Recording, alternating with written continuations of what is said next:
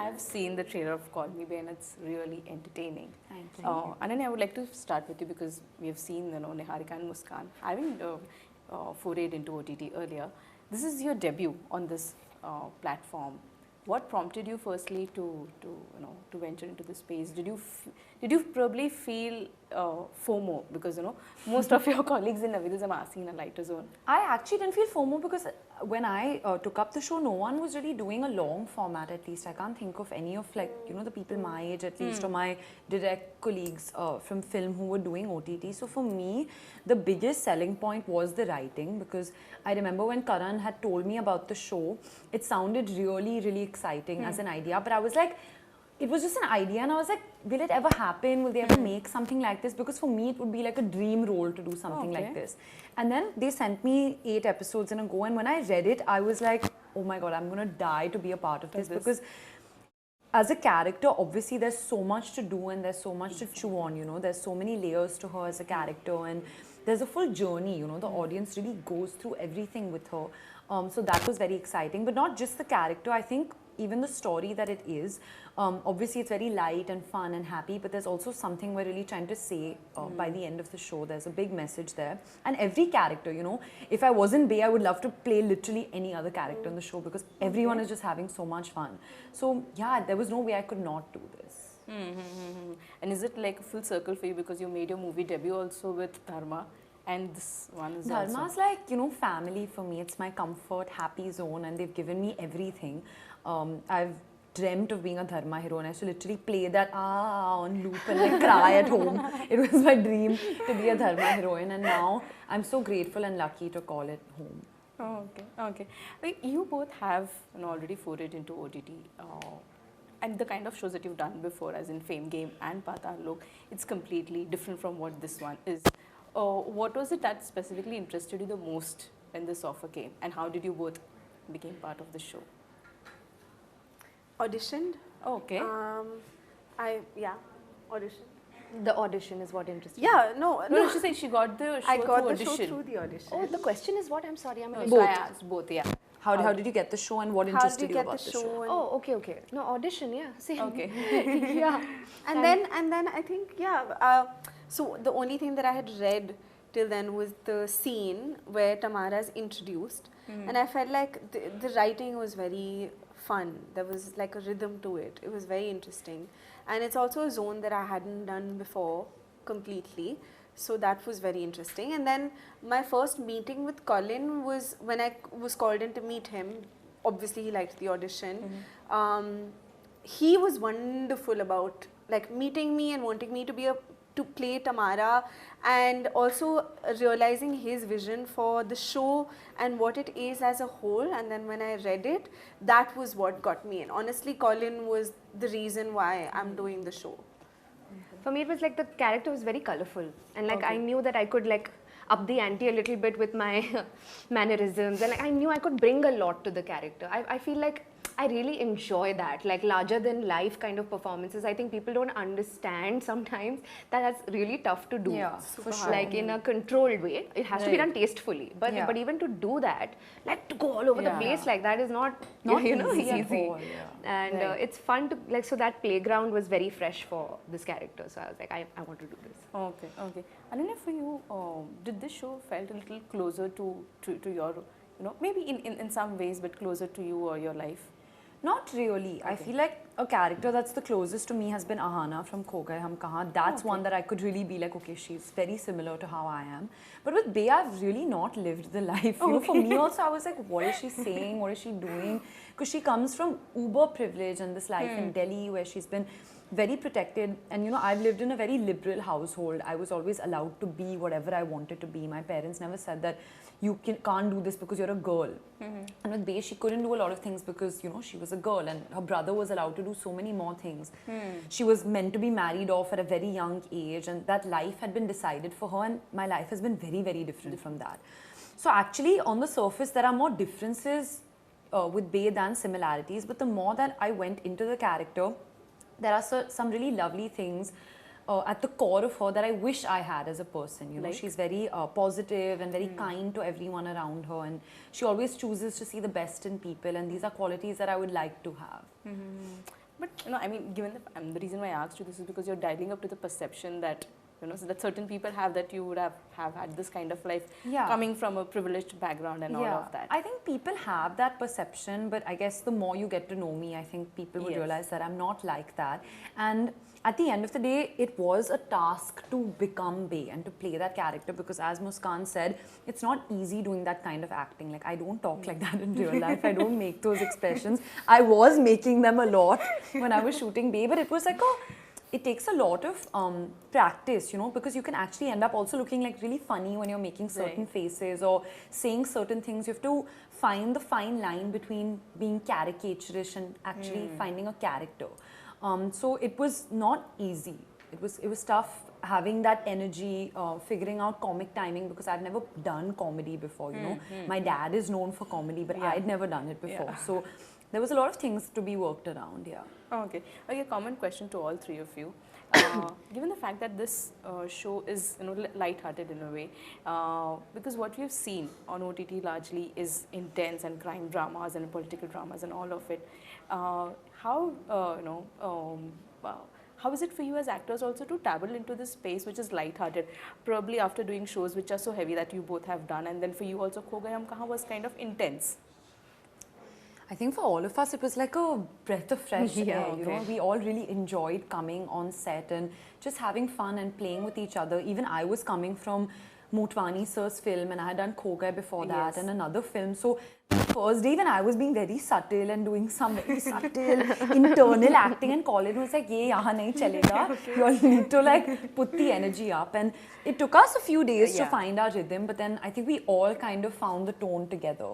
Yeah, because it's a different grammar altogether, right? Yeah, but then you have to like make sure not to, like, it's a very fine line, that's what. But we explored that together and it was really fun. The fact that you can just go there, and otherwise what happens is in more grim dramas or in serious settings, you have to be very aware of everyone's space. You know how this one is, we can't talk to them. Here it was like, okay, all just let's go and let's have a blast.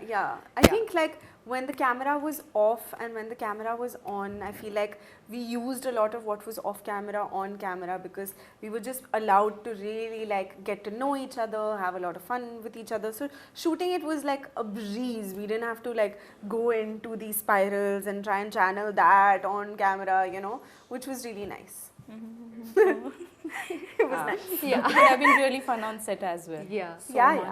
Best time. But we always have fun when we're together. Like even literally today, we'll just hang out. We've already been made sitting plans on these chairs and we've been having a lot of fun. Indeed.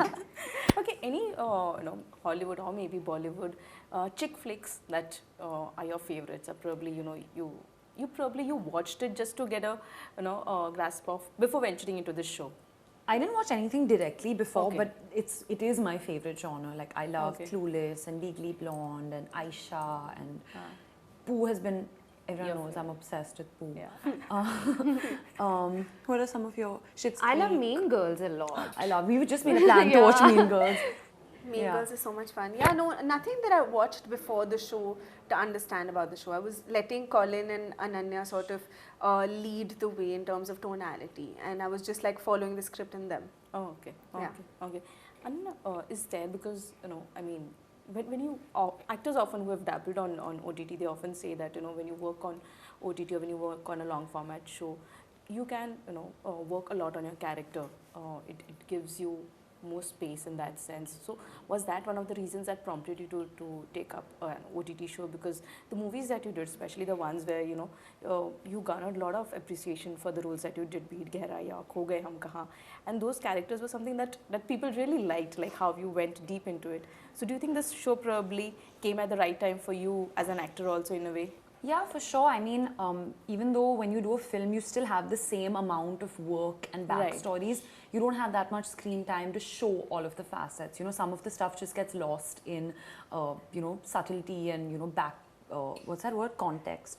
But with with the show, there was so much that I could do. Like with every episode, there was just pages of backstory that I could actually bring into the show and show with small scenes, you know. So that way you are able to explore a character so much more. And I feel as an audience, I'm loyal to so many TV show characters. Like they really stay with me because, you know, you go through them with so many seasons, you almost see them grow up. So they really almost become a part of your family. And I'm hoping that that's something that happens with, you know, everyone in Bay. Yeah. Okay. But was this the first one that came your way in sense this offer, or were you receiving offers from OTT earlier also? No, I mean, like Kho Gaye Hum Kahan wasn't like it was when we were shooting, we didn't know if it was going to go on OTT or no. So that way there were offers of direct to OTT, but this is my first show. Yeah, that was offered to me. Yeah. Were there OTT shows that were offered to you before Call Me Bae? No, I don't think so. Not that I can remember. But nothing in this zone for sure. And this zone really excited me because, as you said, everything we're seeing right now is a little dark and a little heavy. And I miss just, you know, eating lunch and just putting something on, or like binge watching something with your friends, you know. So I would like that we bring lightness to people in this dark time. These are dark times. Indeed, yes, these are dark times, especially you know, for women. I mean, what we see also, you know, in the show is like, you know, your character is in a way, struggling to make a space for herself once, you know, she jumps into this real world. What are the challenges that you have faced individually as actors, you know, when you jumped into this industry, which is so highly competitive, and you know, today's social media is also there, which is another challenge, you know, to live up in these times. Yeah, go ahead. I'm only talking.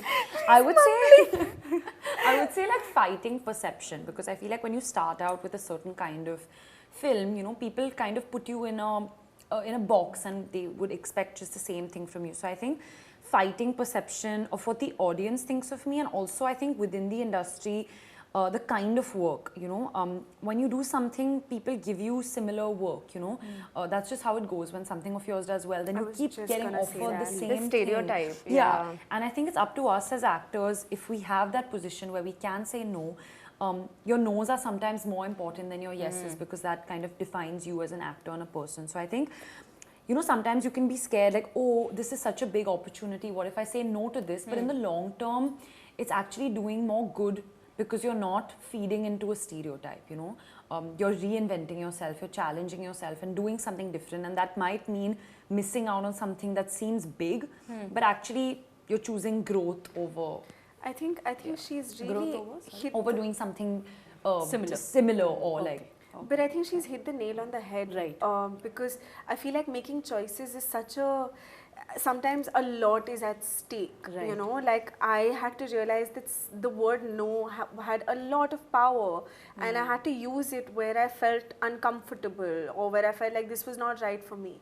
Even if the projects were really like big with like important people and all of that, I had to like realize that, okay, no, this character is not giving me much space to do much, or I'm not feeling comfortable with this director, so will I be comfortable with him behind the camera, behind the monitor? So I feel like saying no in those moments would be like you'd be stuck in a dilemma, because you often realize that, oh, will I have money, will I have work, will I get any more projects after this at all also. So just contemplating all of that was really hard, and I feel like I'm still fighting being typecast, because I feel like I'm playing a journalist again in this, and I've gotten like 2 more calls to play 2 more journalists and 2 other really good projects, and now I'm just like, I'm so sick and tired of that word. No, now I will say no, because thankfully I have done other work which will now release, where people will see me in different shades. But yeah, I guess it's just important to let stuff go and not pigeonhole yourself. That's true. Yeah, but it's hard to fight that though. It's really hard. You know, so in that way, I'm trying to do roles which, you know, people may think that, you know, are ye bracket mein ye hai wo. Like this is her character, this is the best friend, this is the sister, this is the, you know, but they can be played so differently. Yeah. The fact that they just put it as a, you know, she's this bubbly, she's this, you know, just all these things we get in auditions, you know, where it comes like, yes, and like, I'm like, I want to break that. I mean, and that's my pursuit. Okay. Ananya, for you, Kho Gaye Hum Kahan and Call Me Bae both have this social media kind of a connection to it, you know. Tell us what's your equation with social media, and for you, how important is it to have followers? And does it even translate to work?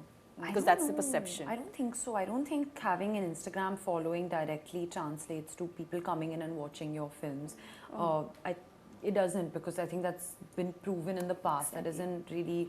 I think the audiences are very different, because we often forget that social media is such a small part of our country. Is only 1 billion, more than 1 billion people, and social media. But it's like, you know, you have 25 million followers, and in the scheme of things, it really is not that much of a number.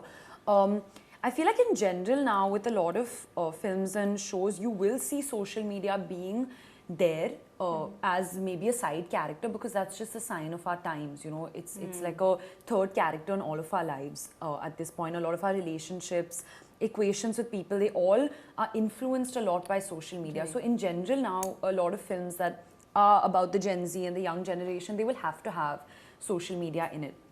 Personally, my relationship, it depends. You know, sometimes it's very good and happy, and sometimes it's like, please, I need a break. Yeah, right now it's good and happy because the show is coming out, so I'm excited, you know, to put stuff out there and for people to watch. Okay.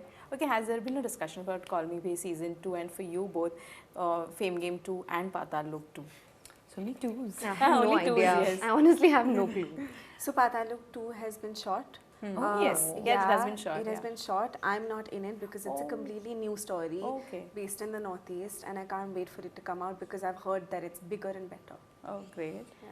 With Call Me Bae, I mean, we all would hope and love for there to be a season 2. Whoever's watched the show is like, listen, will there be a season 2? And also, if the audience continues to feel like that, then hopefully there will be. Because we aren't ready to let go of our characters. I also feel like we need more light in the dark times. Yeah. So can we have light part 2? Yeah. Okay, you guys have been speaking a lot about dark times. There are indeed dark times for especially women in real life. You know, I mean, the kind of situations, you know, that they face. Crime against them, I mean, you know, whatever things, how they're being treated in cinema and all of it. What do you have to say about that, you know, the struggles that women face in real world, even in cinema? Even in cinema, as in the fictional world of cinema, or in the in film the real industry? world, in the film industry. I think Do you think these are dark times for women, do you think? It's always been dark times for women. I think now we're just speaking about it a lot It's more. coming I into feel the like light now. that is so lovely. Yeah. I feel like it has always been like that. I feel like problems in the film industry and disparity in the film industry has always been the case. This is not, it has always been the norm. It's just I that feel now, like now people are talking about it, people are standing up against it, and voices are being emboldened, and I think that's wonderful because that leads to systemic change. Like there are clauses in our contracts now against sexual harassment. Even in the call sheet, there are numbers of, there are internal complaints committees that are set up for each project. There are the crew is sensitized. So I feel like that is very important. The fact that you journalists ask these questions, and that actors, not just female actors, even male actors and other male artists have a say about it. Yeah. And put their money where their mouth is. Yeah, there's one part of it that is talking about it, but then the more important part is actually doing something about it. And I think as women and as actors, we are doing our bit by educating the men around us in what's, you know, what they can do better in these situations, and also speaking up for issues that are important. But the more important step is actually laws changing and the government actually making actionable changes to this. You said something about you said something about in the contract. What were you referring to? No, so you said that. No, so there's like a clause for sexual harassment. I got it. So that's But the on our clause. call sheets, there is a number that you can call Yeah. and complain to if you do feel like you're in a situation like that. Yeah. We have orientations also. Like there are very strict rules in place for, you know, how to behave in a work environment. Like what is okay, what is not okay. So that's a very big change. The fact that you can even just go and complain, you know, and anonymously also. Yeah, Right. That is the biggest thing. Honestly, that I've experienced that on OTT sets. Like that has happened because of the advent of Netflix and Amazon that have come to Which is India great. and are doing that. I hope it proliferates and goes into other sets as well. Okay, my last question is, Ananya, to you. We met Vikramaditya Motwane, you know, at FICCI, and he had such great things to say about you. Tell us, how is it to be directed by a filmmaker like him? Did you always have that thing that, okay, he's one such director, I would want to be directed? Definitely. Udaan is mine and my mom's favorite film to watch together. So it was a dream for me to the point where I actually did not believe for the longest time that he was actually saying to be a part of the film. I was like, no, but you're just going to be there now. You're not actually directing the film. He's like, no, I'm directing it. So it was such a wonderful, different experience. We'll be meeting next month to talk about the film also because it comes out next month. But it was just a different experience for everyone, the kind of film that it is. You'll see more of it when it starts coming out. But him as a person, he's just wonderful. I think he's one of those directors that in the moment, there's so much going on, but the more time I spend away from him, I realize how much I learn from him. So he's outstanding.